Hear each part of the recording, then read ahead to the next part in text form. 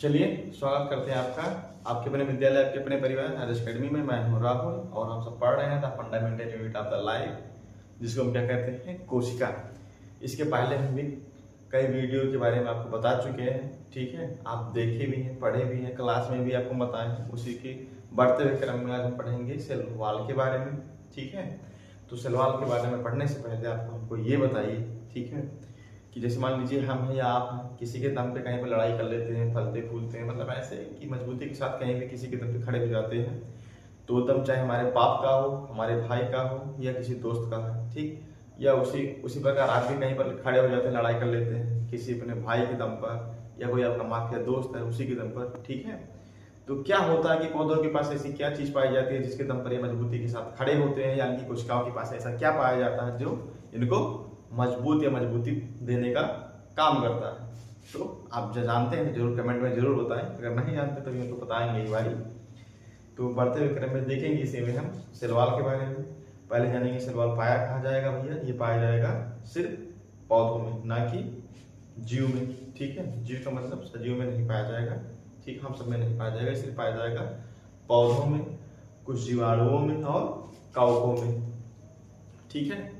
और किस अवस्था में पाया जाएगा, सवाल ये भी बनता है, सवाल ये भी पूछता है ना भैया कि जो सेल वॉल होता है किस अवस्था में पाया जाता है, सजीव अवस्था में या निर्जीव अवस्था में। तो आप क्या बताएंगे, ये पाया जाएगा निर्जीव अवस्था में, ठीक। उम्मीद करते हैं इतनी बात आपको समझ में आई गई होगी। और एक चीज सबसे मेन पॉइंट आप ये जान लीजिए कि जैसे किसी छत को ढालते हैं ना, पहले क्या करते हैं, उसका सेंटरिंग फेंटरिंग लगवाते हैं, ठीक है, या समझो एक उसका ढांचा उसे तैयार करते हैं ना। तो ठीक उसी प्रकार जो सेल वॉल होता है भैया ना, ये बाह्य कंकाल का काम करती है, किसमें, पौधों में, ठीक है। इसको एक बाह्य कंकाल का काम करती है जिससे पौधों को एक निश्चित शेप आकार मिलता है, ठीक है, और इसकी एक मजबूती मिलती है, ठीक। तो इसमें और जानेंगे इसका क्या क्या काम होता है। देखिए थोड़ा हम इधर हो जाते हैं, फिर आपको बताते हैं, इस बार बताते हैं फिर समझाते हैं। देखिए निर्जीव अवस्था में पाया जाएगा, इसको हम पहले ही आपको बता चुके हैं। पेड़ पौधे जीवाणु तथा कवकों में पाया जाएगा, ये भी आपको बता चुके हैं। अब ये देखिए पॉलीसेकेराइड और सेलुलोज की बनी होती है, ठीक है। लेकिन आप और डिटेल में जब पढ़ेंगे तो पॉलीसेकेराइड और जो सेलुलोज की कोशिका क्या बना है, कोशिका भित्ति जो बना हुई है ना, ये क्या होता है, साइटोप्लाज्म से स्रावित एक पदार्थ होता है, ठीक है, जिसमें पॉलीसेकेराइड और सेलुलोज पाए जाते हैं जो कोशिका भित्ति बनाने का काम करते हैं, ठीक है, जिसका फार्मूला लिखा C6H10O5, ठीक। अगर आपको और जानना होगा तो आप इसको पूरा डिटेल में पढ़ लेना। हम पढ़ रहे हैं कक्षा 9 के बारे में, ठीक, या कक्षा 9 का क्लास के बारे में पढ़ रहे हैं, तो इतना डिटेल में नहीं दिया आपकी किताब में, आप भी देख लीजिएगा अगर आपको थोड़ा डाउट आउट होगा तो। और देखिए बाह्य कंकाल का काम करती है, इसको हम पहले आपको बता चुके हैं। कोशिका भित्ति को एक निश्चित, देखिए कोशिकाओं को एक निश्चित आकार प्रदान करती है, ये भी बता चुके हैं पहले। अब आप और समझो, ठीक है। अगर पौधों के पास कोशिका भित्ति नहीं होती तो बेचारे बहुत नरम होते, नरम का मतलब जान लो घास होते, ठीक है। घास आप ऐसे समझो, जैसे पहले सेल वॉल के बारे में आपको क्या कहते हैं, प्लाज्मा मेम्ब्रेन के बारे में आपको बताया था कि अगर हमारे पास प्लाज्मा मेम्ब्रेन नहीं होता तो हम खाना वाना खाते भैया तो टपक टपक के बाहर आ जाता, ठीक है। उसी प्रकार अगर पौधों में क्या नहीं होता, सेल वॉल नहीं होता, तो पौधे बहुत कमजोर होते हैं, आप बाहुबली बन जाते हैं, उनको ऐसे पकड़ के चीर फाड़ देते हैं, ठीक है।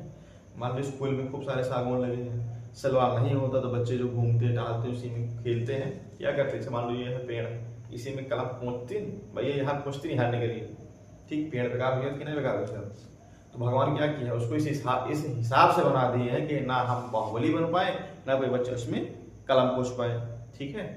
और जानते हैं ये जो सेल वॉल होते हैं ना भैया, इस पौधों को मैकेनिकल सपोर्ट प्रदान करते हैं, ठीक है। जैसे मान लो बाढ़ आ रहा है, ठीक है, बाढ़ तो सबको पता है, बाढ़ आती है नदी में, तो नदी के किनारे बहुत सारे वृक्ष होते हैं, ठीक, जो बाढ़ में क्या होते हैं, डूब जाते हैं, और डूबने के बाद खड़े भी रहते हैं, ठीक है, सड़ते नहीं हैं।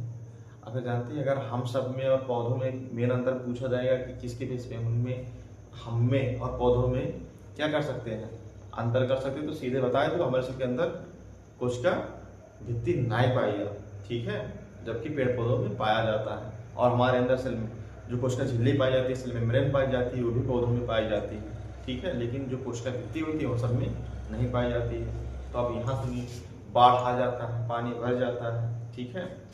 अगर मान लो कोशिका भित्ति ना हो तो पानी का इतना ज़्यादा दबाव हो ना नदी किनारे या नदी में जो पेड़ खड़े होते हैं उनके अंदर की कोशिकाएं फट जाती हैं, पूरा पूरा पौधा बेकार हो जाता है। या फिर ऐसे देखते हैं खेत में पानी चला देते हैं, रात में चलाते हैं, सुबह सोख लेता है, कुछ ज़मीन सोख लेती है, कुछ पौधे सोख लेते हैं, शाम को जब गुलजुलान नहाते हैं बेचारे सवेरे हरियर हो जाते हैं। तो क्या होता है, पानी उनके अंदर पहुँच गई होती है। अगर उनमें कोशिका भित्ति नहीं पाई जाती तो उतना उन्होंने जैसे पौधे इतना पानी सूख लेती ना, पेड़ इतना पानी सूख लेते ना भैया कि अपने यहाँ पे फाट जाता। तो कौन पेड़ में फाट देखे हो कि पानी सूख ली इतना ज़्यादा कि पेड़ में फाटी है, नहीं देखे होंगे, ठीक है। तो ये सबसे रक्षा की कौन करती है, कोशिका भित्ति करती है, ठीक है। उम्मीद करते हैं ये बात आपको समझ में आई होगी। और थोड़ा नॉर्मल समझो गांव की भाषा में, तो ऐसे समझो जैसे घर के अंदर हम सब सुरक्षित रहते हैं, घर के चारों ओर दीवार होती है, कमरे के चारों ओर दीवार होती है, कोई जानवर नहीं आ पाता, नहीं अगर मान लो खेत में से खड़ा रहो, घर पर पड़ा रहो, ठीक है, खटिया सोआ रहो, तो चाहे जब बड़ाई लाई दाब के चला जाए, दाब के मतलब मार के चला जाए, ठीक है, लिलगाए परस कूद के चला जाए।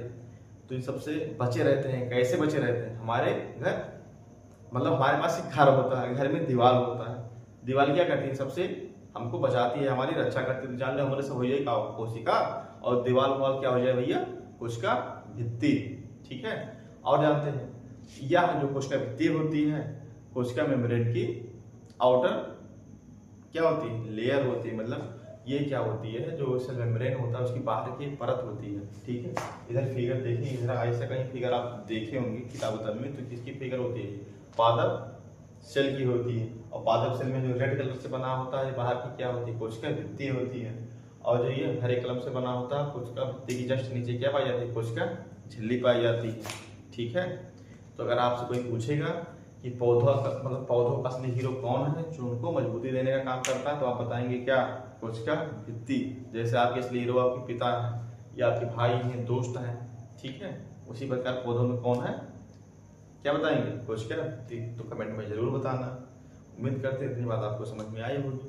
ज़्यादा फालतू बकवास करने से कोई मतलब है नहीं कि दुनिया भर का काम जहाँ बताएं आपको, बस उतने जानो कि जितना लिख लीजिए आपकी समझ में आ जाएगा। नहीं अगर आपको वीडियो लंबा करना तो दुनिया भर का ही बकवास बताएं और आप सुनते रहो। तो बहुत बहुत धन्यवाद, मिलते हैं भैया अगली वीडियो में।